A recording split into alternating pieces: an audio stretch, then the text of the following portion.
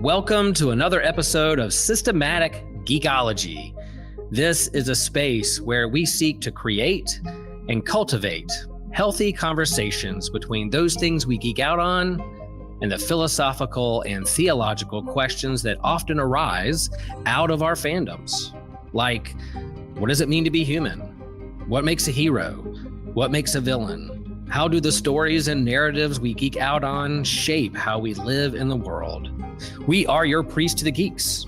We aren't all ordained, but we see ourselves as mediators at the intersection of geek culture and going deeper in our faith. We don't always have to agree, but we do respect each other, and we see everyone as a beloved child of God. Everyone geeks out on something, so come geek out with us and enjoy the show.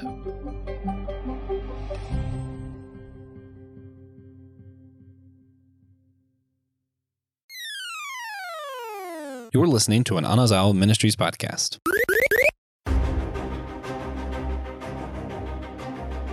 Hello, geekologists. Welcome to another episode of Systematic Geekology. Here we go, because you demanded it. The episode we've all been waiting for. We're probably the first podcast to ever talk about this subject. It's the first time for someone to solve the question that's on everybody's mind. We're going to have the final answer once and for all. Which is better, Star Wars or Star Trek? One has to win, one has to lose. There's a right answer, right? They have to compete each other. That's what geek culture is telling us out there in the world. All the clickbait stuff says that there has to be a final answer. There has to be a winner. There has to be a loser. And so we're going to solve that today. And well, friends, if that sounds a little off-brand for systematic geekology, you're right. You're right. That is not the kind of episode that we're going to do today. Happy May the 4th be with you. In the spirit of May the 4th be with you, we are going to have a conversation, part of our Verses series, comparing two franchises and where they're similar, where they're different, why, if there is any tension between the two, why that tension is there, why people say that we have to compete against one another. That's the kind of conversation we're going to have today to model for you how to have a healthy conversation around these things that we geek out on. And so I couldn't do this alone. I couldn't do this episode alone. So we're bringing on board, yes, one of our new official hosts of Systematic Geekology, Matthew Winter. Matthew, welcome to the show. We've chatted before online and have intersecting Venn diagrams of our fandoms, but here we are, the first time ever. This is a historic episode when Matthew and Will come together and solve the problem of Star Wars and Star Trek. If there is a problem, welcome to the show, Matthew. Yes. Yeah, there we go. So glad you're here. Glad we can do this. We'll share more about what our kind of history is with Star Wars and Star Trek and why we're having this conversation today. But first off, what are we geeking out on today? Matthew, what are you geeking out on? Read the book right now. Man, it is a slow trod because there's a lot to it. But Reaching Out by Nowen. Okay. Yeah. Oh, okay. Yep. Henry Nowen. So I'm starting that. It's related to a class I'm doing at church, and it's good. Other stuff. Nice. I just started playing Xenoverse again because there's some new DLC coming, so I'm getting used to playing that again for the new DLC. Nice. Yeah, I like it that we have like a wide range of hosts here at Systematic. There's a reason why we don't have just 2 or 3 hosts. Our goal is like 14, because we know that the breadth and depth of fandom and geekdom, what people geek it out from books and rich theology to games, board games, video games, and the MCU, all that stuff is there. So that's what we try to do here at Systematic Geekology. And so yeah, if there's something you haven't heard us discuss or talk about out there, friends, let us know, reach out, send us a message. Say, have you seen this? We're always looking for recommendations and things to geek out on.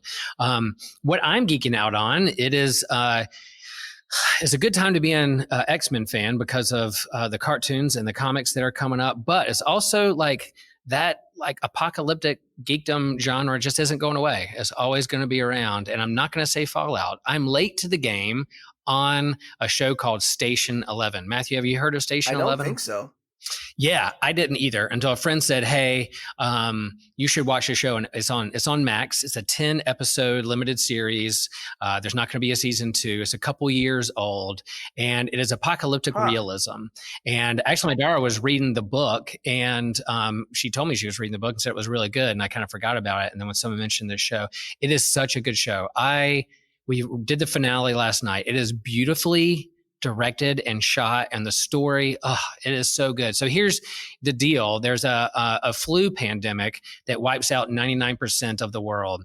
And so 20 years later, they flash forward, flash back. What is the world like 20 years after? Like everything goes to hell in a handbasket, literally. And so, but the thing about this book is that it was written before COVID, like years before COVID, like 10 years before COVID, maybe. And then they were filming this show and they were halfway through with it when COVID broke out. And so they had to shut this down because of a global pandemic, about a show about a global pandemic. And I can imagine what the actors and actresses who are filming this and read the script were like, what is happening? We're literally living what is going on. There's unknown days of COVID, but it's a little triggering. If COVID was hard for you and you're seeing people walking masks and the fear of death and what are we going to do next kind of thing. But man, beautiful in how it tells its story. It is geek adjacent because not only apocalyptic literature, but also as the underlying story is like this person writing a graphic novel that becomes like almost like a sacred text in this world for people in it. So amazing show. Can't recommend enough. I know we're going to be quick about this, but I can't. Station 11. It's just after last night, man, I was just like, man, that is good stuff. So that's what we're geeking out on. Let us get into the topic of the day: Star Wars, Star Trek, two of the most popular franchises that are out there, the best in the sci-fi game. They both have the most loyal and passionate fans, but also they have a part of it, a lot of fan backlash and a lot of toxic fandom around these franchises as well. And we're not going to solve all those problems today, but we're going to give a little bit of kind of our history behind it and kind of the nuance behind these two franchises, how they're similar, how they're different, and how we can handle those things. So, Matthew, I'll start with you. What's some of your history with both of these franchises? I know you kind of lean more into Star Trek, if I'm right, but like, what is your history with them and where do you stand right now with these franchises? As an adult, that's true. But, definitely, like I can't think of a time in my life without either one of these IPs. So, I mean, they go all the way back to just, Matt as a wee little lad. Gosh, as a kid, this was definitely much more of a toss-up for me. I mean, I had all of the novelizations of the movies. I had I don't remember what it was called because it was so long ago, but my mom had signed me up for some kind of like through the mail Star Wars RPG thing. So I was reading a book and I would have character cards and all this stuff and go through and do missions and all that. So, I had technical manuals and all that stuff. So I am no stranger to Star Wars, but, I don't know. As I got older and matured and actually lived life a little bit, I began to appreciate more of what Star Trek brings to the table, which I really think that's the basis of this whole conversation. I mean, as a kid, the Force and lightsabers and all that are the coolest friggin' thing in the whole world. But as I grew up and hopefully matured, the vote's out on that, but I grew to like Star Trek better just because it does more for me on a personal level. Yeah, nice. What would you say, like Star Trek right now? Kind of what's out there in terms of some storylines or shows or movies that you're like, yeah, I just listened to the Earth Day Star Trek 4 episode that you guys did. I loved it. Yeah. I went back. I remember seeing that in the theater when I was younger, but then going back and watching at least the first half. I need to finish it, but man, I was like, golly, this is so goofy and fun and good. But yeah, like, is there a certain part now that you're like, yep, this is what really gets me up to watch or get into this certain? I mean, right now I'm kind of on a Trek hiatus. I'm very cyclical and very obsessive with how I do things. So, I'll get into something and it's just full bore all the time, that thing, until I'm sick of it, and then I move on to my next. And I'm not in the Star Trek part of the cycle right now. Right, yeah. There's seasons. But there are definitely seasons. I am looking forward to. I haven't watched tons of Strange New Worlds yet, although I absolutely love what I've seen. Unfortunately, binge culture has kind of ruined a lot of that stuff, and I want to wait until there's more, and then I can watch all of it. Yeah, I hear you. Well, what I've shared here at Systematic Ecology before, that my top fan of my avatar is Luke Skywalker with a green lightsaber as a Jedi. But that I like you, I relate to the story that it feels like has always been a part of my life, because the first movie I saw in the theater was A New Hope when I was 5 years old. That at the end of that summer, and so from there, as a 5-year-old, getting all the toys and having my imagination sparked with this sci-fi, fantasy, high fantasy, spirituality, good versus evil, superheroes, all that thing was a part of my early childhood. And then leading up to Empire Strikes Back as an 8-year-old, it just could not have hit me in a better spot in terms of what all of us in the neighborhood and classmates loved and talked about and pretended to be when we were kids. And then you had Return of the Jedi, which put, kind of sealed up the story and did those kinds of things. And so then, of course, Star Wars, watching the movies on the VHS or when they came on HBO or whatever. And then the novelization of the extended universe and those things came out. And then I hit teenage land. And I was like, yeah, I love Star Wars, but, I'm not going to lean super hard into like following every single book that comes out or that kind of thing. So there's a little bit of a hiatus there. But then when the prequels came out, we're like, yeah, let's jump back in. And of course, as an OG fan, I was kind of like, man, I really wrestled with the prequels and what they were doing, what George Lucas was doing. And I was a part of that fan backlash of like, if I would have written this, I would have done it this way. Why do you do it this way, George? I know better than you. So I was a part of that, and then a little later on, to be honest, like I was excited that Disney acquired the IP, because I was like, that means more Star Wars. I was a little frustrated with George Lucas and what he had done, and I understand why he stopped making Star Wars because of toxic fandom, and I thought it was kind of dead. And okay, but then here comes Disney to kind of resurrect it, to bring it back, and then here comes the fans again. We're like, if I was writing, this is what I would write for my thing. Again, that same echo of fans doing that, but Star Wars has always been a part. And I remember as a kid, Star Trek, I was way into anything sci-fi I could get my hands on. I loved it. The original Battlestar Galactica on TV, complete ripoff of Star Wars for the TV. I loved it. Buck Rogers, all that stuff on TV. I was like, yeah, let me get a part of it. And then when Star Trek came on, I was like, what? Why are they talking so much? Why are there blasters on like stun or phase? What is this? Why aren't there more lasers and action and dogfights in space? And then later on, one of my shows like, oh, Star Trek is this is what it's trying to do with that franchise, as opposed to like Star Wars, high fantasy, faster, more intense was George Lucas thing. I think Star Trek, the original intent was, let's be thoughtful. I don't think maybe the stereotypes there, but like Twilight Zone in space. Let's have a more in-depth conversation around nuance of like life and progressivism and futurism and what humans could be like in the future and how we can handle our problems. Star Wars was more like the space opera fantasy kind of thing. So I noticed that as a kid and leaned more into Star Wars, but as I get older, like you, matured, I'm a different person now than I was 5-10 years ago. So I definitely appreciate Star Trek. And then for me, I will also say J.J. Abrams reboots of the movie when he did the Star Trek reboot in 2009.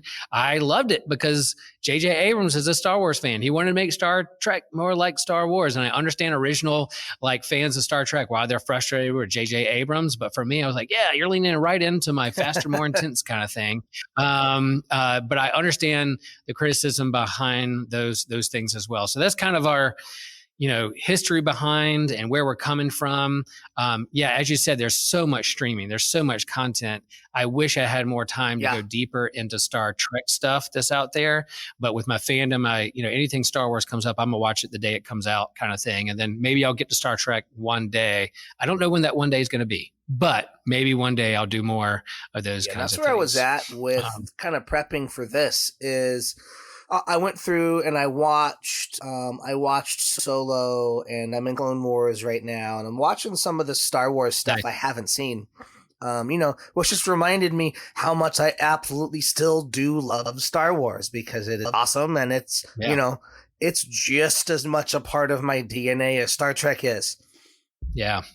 Yeah, I hear you. Now, both of us would say out there, friends who are listening or hanging out and watching us on YouTube, that we'll confess that like Star Wars, Star Trek's not like the original sci-fi. There was a lot that came before it. They didn't invent sci-fi. I was going back and reading and prep for this a little bit, like what was the first sci-fi? And some people say like Mary Shelley's like Frankenstein in the 1800s was the first sci-fi speculative fiction monster kind of geeky genre. I know there's the debate out there about that, but I think that's kind of neat to think about going way back to the 1800s. I think people always look to the stars and wondered what's behind it. What could we be? Speculative fiction's always been a part of human nature and storytelling. But there's, again, like the pulp writing of the early 1900s of John Carter of Mars, and then you had Flash Gordon, you had Buck Rogers, you had all those things. Then you had Dune come out in the 60s as a novel and sci-fi. And then you had the Space Odyssey, 2001 Space Odyssey in the late 60s. And I think that sci-fi was popular. And then Star Trek debuted. When did Star Trek debut? It was 1966. 66, in September. So it was only had a few seasons, and then it had kind of a second breath when they started making the movies again and leaning into Next Generation. But it predates Star Wars. And George Lucas, he really wanted to do a Flash Gordon film, and he couldn't get the rights. So he says, you know what? I'm going to do my own Flash Gordon and write my own movie and do it myself and make it more fast and more intense. From the get-go of the opening scene of A New Hope, that big ship and lasers fire, we're going to go full steam ahead in the storyline. So Star Wars upped the game when it came to like franchises and pop culture and faster, more intense, but sci-fi has always kind of been there in the last 100 years or more when it comes to capturing the human imagination and thinking about science and who people can be and that kind of thing. So anything else to add there in the gaps of just acknowledging that there are franchises that have come before Star Wars and Star Trek? I think, you atomic era sci-fi, we can't not talk about Asimov. He's right in there. Really helped define the genre. And his definitions are part of actually what I was using when we came up with this outline. So. Yeah. There you go. Yeah. So acknowledging those who've come before, we're all playing off each other's stories and ideas and building off those kinds of things. And I think we have to acknowledge that's kind of where, if you're going to pit these two against each other, you have to acknowledge what came before it, but also how they played off each other, borrowed from each other, mimicked each other, copied each other. Those kinds of things too, I think, is a part of this conversation when it comes to that. So Matthew, why in the world do we have to, or that people set up Star Wars and Star Trek against each other, or the versus aspect of this conversation? I think influence. We just talked about, there was so much sci-fi and stuff that was out before, but like sci-fi was never the meta. It was never something that was this super culturally influential thing. And I think Star Trek came along. It didn't do that right away.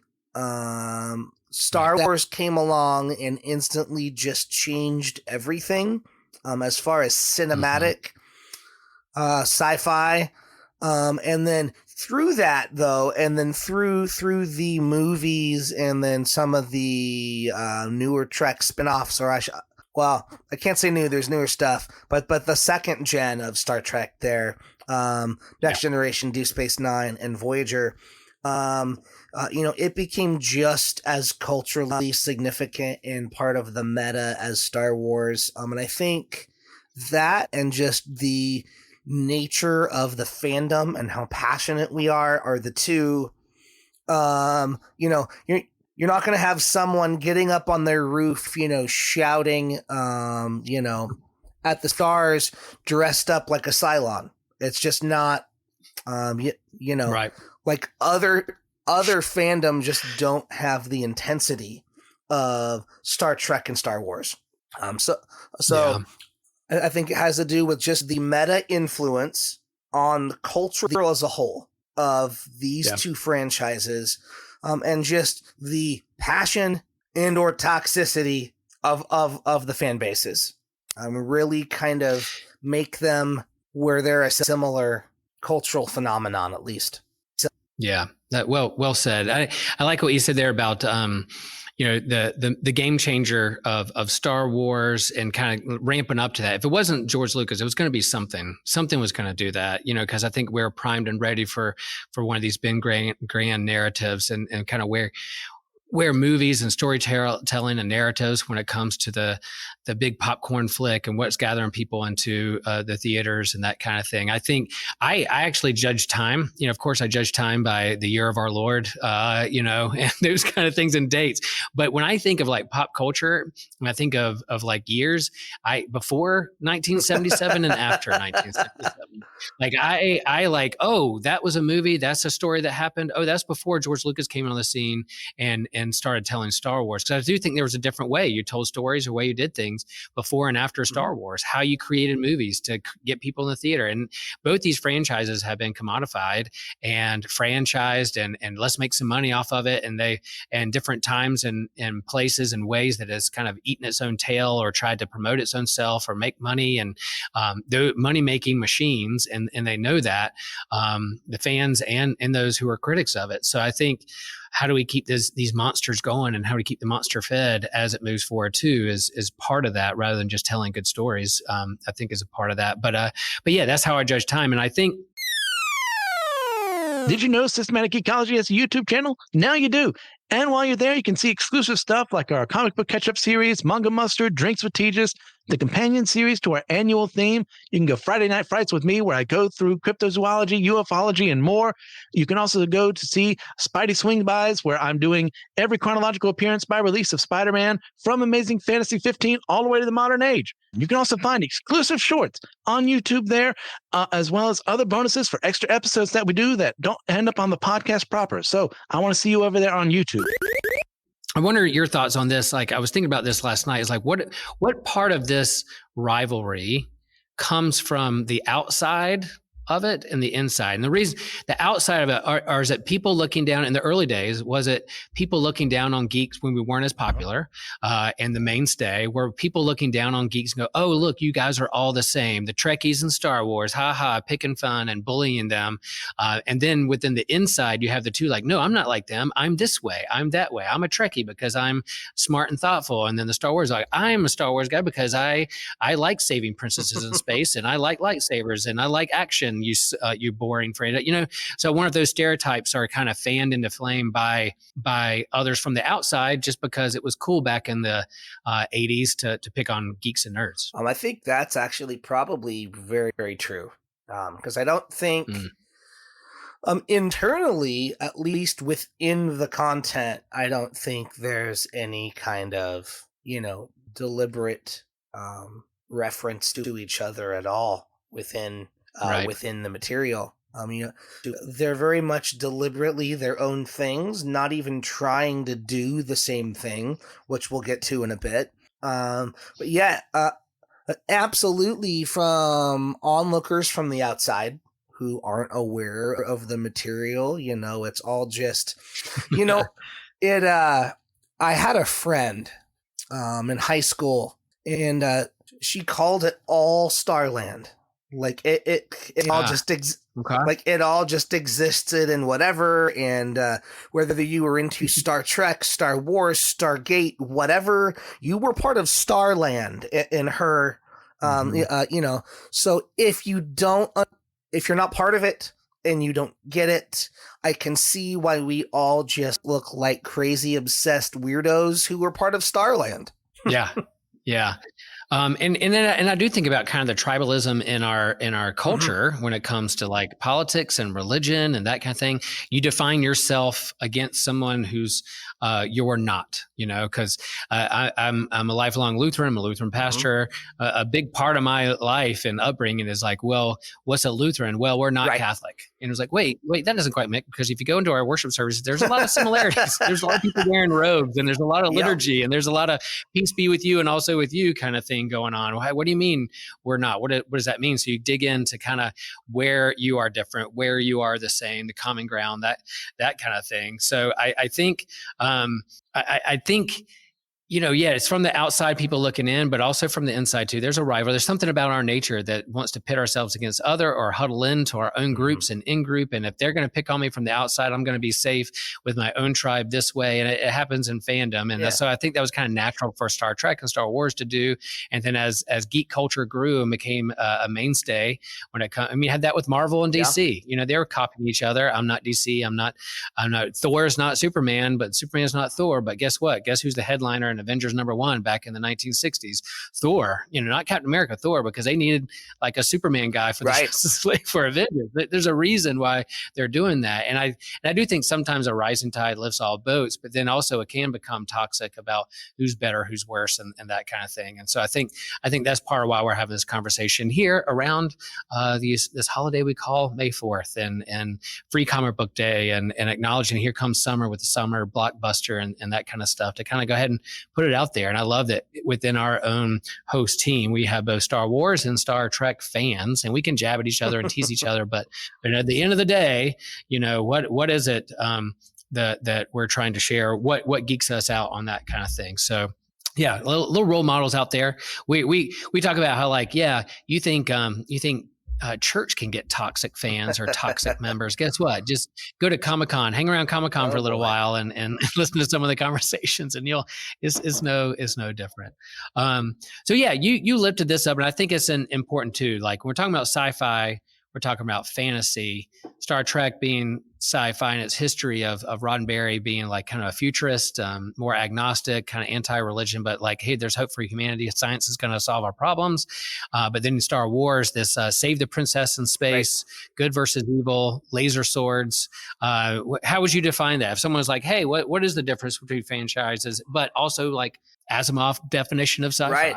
So, that's why, like, one of the things when this topic came up, I instantly thought, I've always thought with this so-called rivalry is that we're comparing apples to oranges, because really, like, Star Trek is true sci-fi in almost every definition of the word. And Star Wars, while it may happen in space, it's really just Lord of the Rings in space. Oh, it really is. It's just, it is good. It is good versus evil, and they call it the Force, but really it's just space magic. They're wizards in space. They even wear robes, for God's sake. Yeah. So,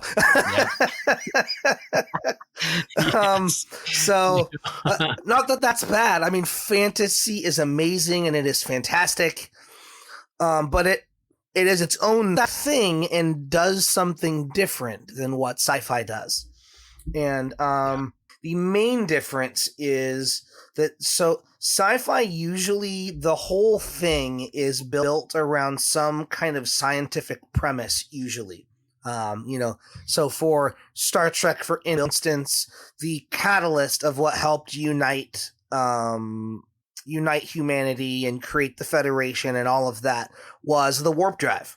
You wouldn't have Star Trek or any of that stuff if they hadn't invented that. And then the other thing is just generally in sci-fi, what makes something science fiction and not just fiction is that it is based on existing scientific principles, just expanded on. It is to say, hey, what could this thing be in the future? And usually, like Star Trek especially, you can Google, well, how does warp drive work? And there's just a full technical, whatever, scientific explanation of how it could all work and all of that. So what makes something science fiction is the science. Absolutely. Yeah. I like that. Like because when you ask, I love asking like real scientists. We have a lot around our congregation, and since we're in the research triangle near Duke and UNC, like we often have grad students and doctors in particle physics and PhD in particle physics and astrophysics and that kind of thing. So like when you ask them, like, which is your favorite kind of sci-fi? They'll often say like Star Trek because it's more realistic. They'll say, I can't wrap my head around like the, don't call Star Wars like realistic because you're right, it's fantasy in space. And so, some of these things just aren't capable of happening in space. But Star Trek, they at least try to acknowledge there's some scientific backing and speculation of what things could look like. And I think about our own world, like advances in technology, and then here this kind of emergence of AI and what could be possible. It could be scary, but it could also be helpful. And what if there are like conscious robots here in 50 years from now? It's like, oh boy, here comes, data or C-3PO or whatever, like, oh, here we go, that kind of thing. And so what leads that kind of sandbox that we play in and speculate against to hopefully help us ask the question what it means to be human and our place in the universe is kind of what's behind these things. But yeah, I think you're absolutely right. And that fantasy also gives us the fantasy storytelling gives us an opportunity to then ask those existential questions of what is right or wrong. How would I act in that situation? If I am a hero, am I a villain? Those kind of big questions revolve around fantasy, but sci-fi is a different way and a tool that it uses to get to those same kind of grand meta narratives that we just talked about earlier. So yeah, I think that distinction is good. There's similarities there; they play off each other. But man, I tell you. What would you rather? We'll talk about later. Our bonus question: What would you rather have? What would you rather have? Phasing, beam me up, warp drive, or lightsabers and laser guns? We'll see. We'll tease that later on to do that. Man, there's something else I was going to say about in terms of the spirituality and magic of fantasy and thinking through that. It's not that science fiction doesn't have religion, but it does lean more into kind of the tension between the two rather than just kind of acknowledging this all part of one world that maybe Star Wars or high fantasy would do in terms of magic. Yeah. All right, so let's transition here. If we're going to say, what is the story or the morals or the myths that these franchises are trying to share? What would you say, Matthew? This is one thing we wanted to really kind of lift up. That there's not only fun popcorn fantasy. I'm excited about seeing all the special effects and how CGI works, but also what is the story that it's trying to tell? What was George Lucas trying to tell? What was Roddenberry trying to tell? And then what are these franchises trying to tell now? Before like fandom reacts because they didn't, and I'm a part of that because they didn't portray a certain legacy character the right way. What is the story trying to say or communicate to us? Not necessarily an agenda, but what is it trying to say? Well, Star Trek, at least in, it is almost singular in, especially for that atomic era. Almost all sci-fi was dystopian. It was always post some kind of, event or, atomic, whatever, where, and then like humanity had to unite to survive or whatever. But Roddenberry doesn't have that, right? Yeah. It's a utopian future rather than a dystopian future. And then Right. that's all basically just humanity was very much like it is right now. We invented warp drive, which got the attention of the Vulcans, which taught us we are not alone. So with that, we explored the stars, and we were able to create this really peaceful federation of coexistence, just based on the fact that they can transport and just replicate matter and things like that. There's no more wars or poverty because resources are infinite. As long as they have the energy to create, they can just make stuff. So that's and I guess they also have that prime directive too. Like they eventually, if there are other civilizations who are behind, we're going to let them catch up to our scientifically advanced. We're smarter than you, not necessarily better than you, but maybe, I don't know. Like we're going to let you catch up, you guys who are behind, and not meddle a little bit. So there's that prime directive, a part of that futurism as well. Mm-hmm, mm-hmm. So I really think whereas Star Wars is supposedly at least a long, long time ago. So it's far away, a long time ago. It's ancient. It's in the past of a more civilized time, or a warring nation, or a time when you could tap into the magic and spirituality of where Star Trek is moving years forward, where we're going to lean into the science, and then back to the last question, I think that's more of some of the differences between typical science fiction and fantasy. Is science fiction almost always exists in our reality. Yeah. It's not supposed to be a different time or a different place or like a different universe or whatever. It is our world, our universe, our existence, just in the future. Whereas fantasy, at least good fantasy, world builds. You're in this whole other place, in this that is far removed from our reality. So that's good. Yeah, and I think people say, George, say what you want about George Lucas in terms of how he writes dialogue or how he directs actors and kind of the acting, not winning any Oscars anytime soon, but in terms of the world building and the imagination behind it all, and using the technology of the day or the special effects of the day to help communicate what this world looks like and what it could be, or that kind of thing. That's where he did. So that's kind of my frustration there with Lucas there towards the end of the original series and the prequels, is not listening to the other storytelling. You've built this great world. Listen to other people on how you can tell a better story with the characters that you have, kind of thing. So instead of like the yes men, yes women around them saying, this is what I'm going to do. How do we let people, but I can see where that's hard to do. It's your baby. You're going to communicate what you want. So, and I think, I like this idea of Star Trek, of the explorer, the expanse of the stars, and who we encounter is going to teach us who we are and our place in the universe. And then I like that Star Wars does have this kind of good versus evil, the morality and ethics of what does it mean to love my neighbor, or to the light side and the dark side of our existence. What wolf or Jedi or Sith are we going to feed more into? Our fear or our hope and love for the other? So I think taking care of the other. So that story really speaks to me, especially this time in my life, as a minister, shepherding a community, thinking about the light side, the dark side, and what are we going to feed, what are we going to lean into more, or give more energy to, that kind of thing, I think is important in this day and age, right along with that we're advancing scientifically as fast as we can, rightfully or whatever, or dangerously.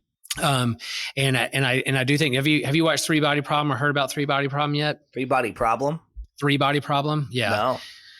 It's a book by a Chinese author. Loved the book. And then they made a show on Netflix, and doing pretty well. And Three Bodies is like three suns or orbital bodies in space that rotate around one another. Yeah. Mhm. And so there is the unpredictable. They're unpredictable. There's chance. There's random things that happen in the midst of all that. So the reason I bring that up is because like the premise is there are aliens heading our way, and so what do they attack? They know they're going to get here in like a couple hundred years, 400 years. So what do they know that we're going to advance enough to where we can beat them by the time they get here. So what do? They attack our science. They try to put our science to a halt. They try to break that down so we can't advance, so we can beat them. So it's an interesting premise when it comes to that. But I think of that like Star Trek. Like there's another different way to think about like where are you going to be 100 years, 1,000 years from now? What's going to keep us being human? Or what makes us human. And I think that's what people wrestle with AI and robotics and those kinds of things. Right. But then Star Wars, reflecting back on magic and fantasy and good versus evil and empire and systems that can oppress. So all that's there and all of it's fun in my mind. Yeah. Yeah. Cool. There you go, folks. I think I could talk about this maybe until tonight, midnight. We could have hours and hours absolutely. Of these things. And so, of course, we're not the final voice in all this, and we're not hitting on every single theme. If there's a theme that we missed or something that we're missing or something that draws to mind something that you have about these ideas about these franchises, let us know. We'll keep talking about it. We're not going to stop talking about Star Wars and Star Trek. Let me just say, we're not going to stop. So Matthew, like in terms of, we talked about it a little bit, but is there a current or a favorite story or plot thread through the franchises, either one that you want to link to that in the greater canon that is your favorite, that you're like, yeah, this is what really gets me going when they start talking about this, when they start leaning into this aspect of this franchise or storyline or the greater canon? Is there something that's like, yeah, that's why I'm saddling up with a bowl of popcorn? Gosh, that's hard for Star Trek, especially. I can definitely say, maybe not even with Star Wars either. Yeah. There's, and maybe it's nostalgia, or what have you, but there's definitely just something about that original trilogy in Star Wars. The initial vision before other people got a hold of it and expanded it. Now, some of the expansion is good and it is better. I'm not saying that, but because anything that comes after, at least in theory, if it's good, really just springs from that. Yeah. And then, I'm thinking here. Yeah, while you're thinking, I'll just kind of echo that with Star Wars. There's some nostalgia about that original trilogy, and why I get a little touchy about legacy characters and those things. Mm-hmm. But I think now, even with the Ahsoka series, the thing that got me most excited is thinking about different ways to approach the Force that's not so binary. Light and dark, or good or bad. The gray Jedi, the fall of the Jedi Order, because it kind of got too like institutionalized and turned in on itself and blind. But then how is the Force for everyone? There's still oppressive regimes and empire and people who want to take advantage of a universe like that, or commodify it, or the lust for control and power. But I think this kind of ancient idea of the Force and who wields it or not, and how to use that to make people better, or the universe the galaxy a better place. That's what I really lean into, get into, and so that's why these present. I love Mandalorian, I love Baby Yoda, but I want to know more like his approach to the Force and where he's going to be as a Jedi. And then I'm really looking forward to this Dawn of the Jedi movie. Like, of all the things they've talked about in Star Wars, I like what they're doing. I will, I'm not without my opinions on certain present day stuff, but man, when I hear about the plot line or what could happen with the Dawn of the Jedi, way at the beginning of the first emergence of a Jedi and how to use it first, I cannot wait I cannot wait. And I think because it's not connected to a legacy character, maybe we'll come in with less baggage and be a little bit more open to that. I know I will. Yeah. And so that's what I'm kind of looking forward to. And I do like Star Trek, and I like the original cast. I like the J.J. Abrams verse, but if they were going to put another Star Trek movie out in the theater, whoever's directing it, whether it's Quentin Tarantino or whether it's J.J. Abrams or whatever, or Leonard Nimoy comes back from the grave and directs another film, I'd be there ready to go with that open mind.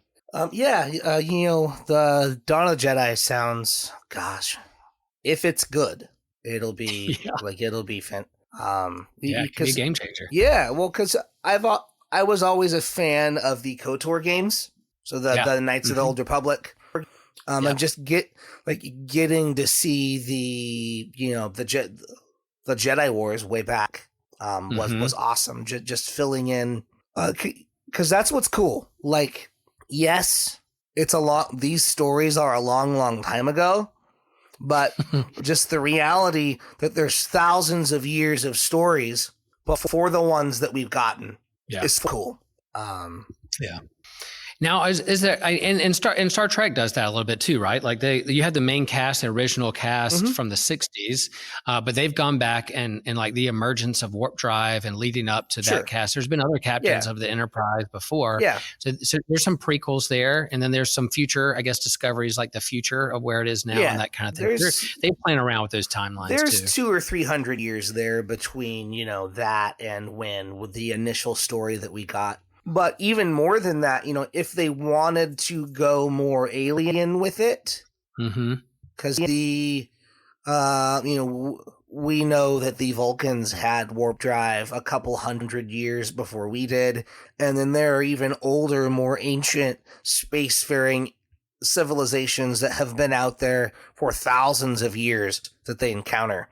So, some people don't like the more alien-centric story arcs in Star Trek. There is some contention there, but I have always loved the Klingon story arcs and the Vulcan story arcs, and some of the pieces where it pulls us a little bit out of being more human-centric.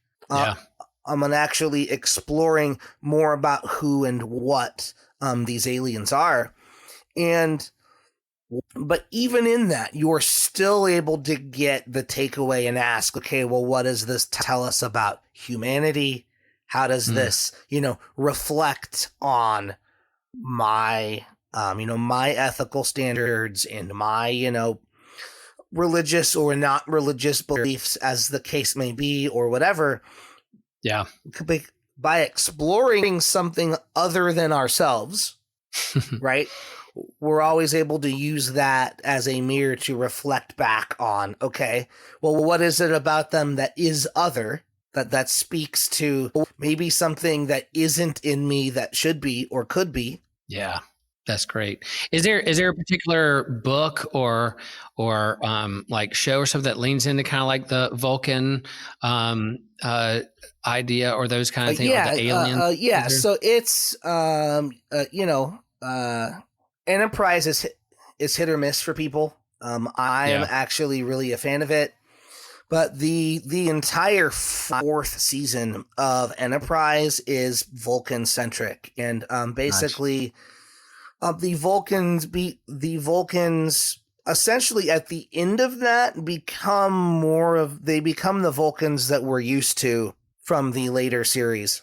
Because, while Vulcans are logical and supposedly emotionless and all of this stuff, they also do have some kind of mysticism and spirituality.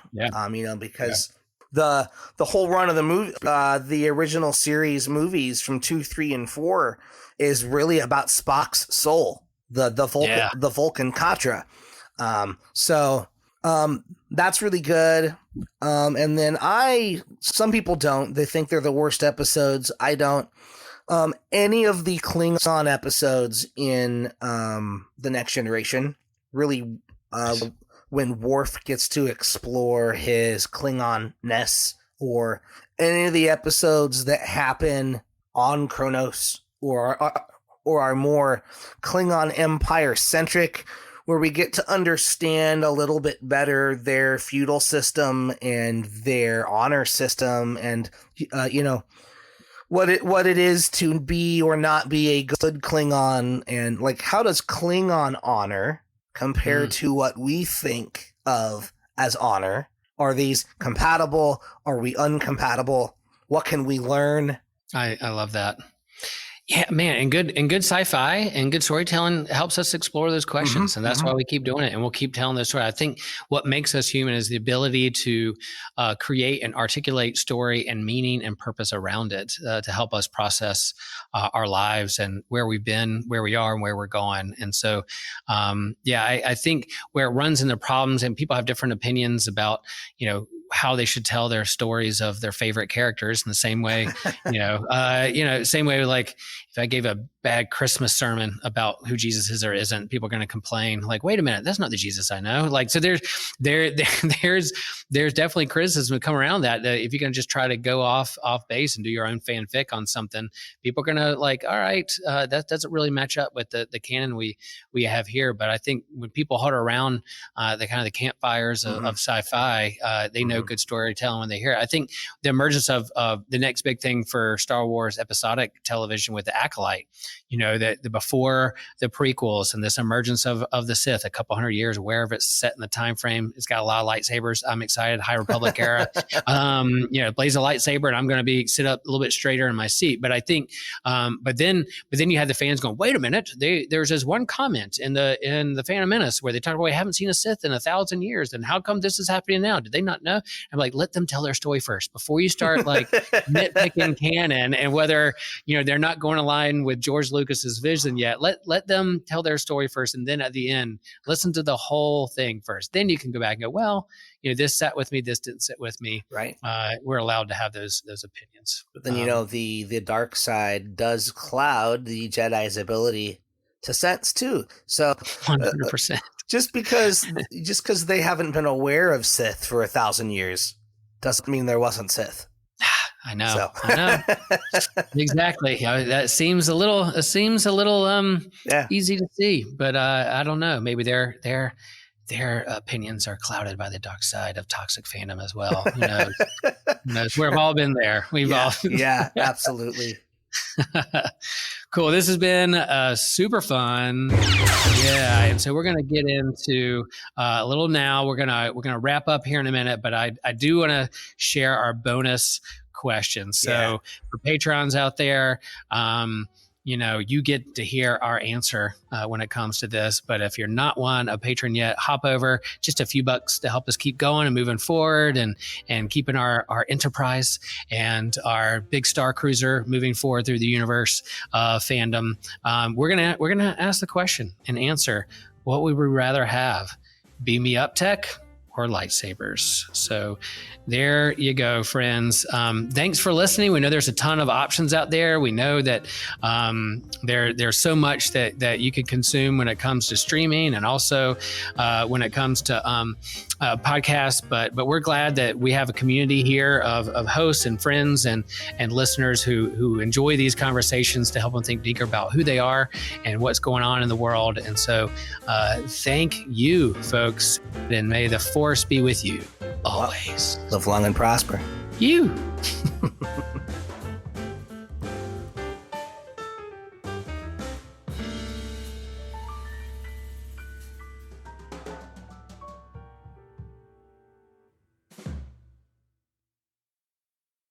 Hey friends, this is your pal, Will Rose, and I have some exciting news. Systematic Geekology will return to Theology Beer Camp this year, October 17th through the 19th in Denver, Colorado. And we hope that you can join us. We are part of Theology Beer Camp in Chapel Hill, North Carolina, at my home church in my hometown. And that year, Theology Beer Camp was called the God Pods. And then we were in Missouri, a part of the Geek Stage. Yes, we had a whole entire Geek Stage where we had workshops and speakers and had incredible conversations. And Theology Beer Camp last year was called the God Pods strike back. So you kind of see where this is going. And so this year, the theme is the return of the God Pods. And so if you head over to Eventbrite and follow God Pods 2024, or hop over to Instagram, follow it there. And if you enter promo code Geekshire, you see what we did there? Yeah. Wilbo Baggins approves. If you enter Geekshire, all caps, no spaces, you will get $25 off your ticket price. Geekshire, all caps, no spaces, Geekshire. Yeah, say it with me, Geekshire. Enter that. You get money off your ticket, and you can join us and hang out and drink beer and have great food. And even if you don't drink beer, you can have incredible food and beverages and conversations with your favorite hosts here at Systematic Ecology. The Geek Stage is growing. I'm proud of that, and we thank Trip for this opportunity. We hope to see you at Theology Beer Camp, the Return of the God Pods 2024. Hi, my name is TJ. I'm here to tell you about the Systematic Ecology shop. That's where we post all of our merch. It is hosted on Creator Spring, and we have a ton of really cool merch, mostly clothing. We have hats, extra soft t-shirts, sweaters, hoodies, and more. Our hosts wear them all the time. It's actually super comfy. We have glassware, mugs, which everybody loves a good mug. Fill out your cupboard, get rid of some old ones, which is the part that I never do. That's why I have too many cups. We have cloth bags, posters, and it's really stuff. We like to put our icons on there. We like to put quotes, things we've come up with. And it's cool. It's a cool way, and a lot of it is pretty subtle too, to show support for one of your favorite shows.